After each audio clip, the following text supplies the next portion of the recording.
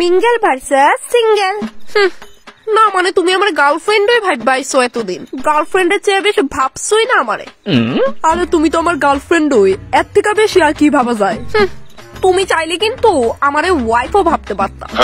আরে ভাবলে তো কতই ভাবা যায়, তুমি নিজের নিব্বি প্রমাণ করো না। ও উচিত কথা কইলেই নিব্বি হয়ে যায় না? তুমি তো আমাকে ভালোই বাসো না। রিলেশনশিপের আজকে 12টা দিন হয়ে গেছে, তুমি আমার এতদিনে শুধু গার্লফ্রেন্ডে ভাববাইছো। আরে আমরা তো আর বিয়া করছি না। আহ বাবু শাট আপ। এই নিব্বির বাচ্চা প্রতি সেকেন্ডে আমার মুড খারাপ করে। বাবু পেট ভরা খাইছো না তুমি? না তুমি কেমনে বুঝছো আমার যে পেট ভরছে না?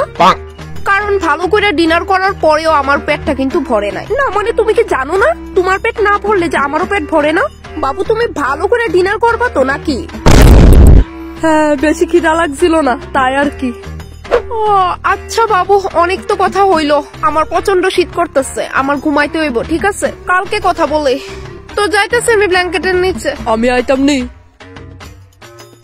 ওয়েট তুমি কি আজকে শাক দিয়ে ভাত খাইছো? তুমি কি করে জানলা?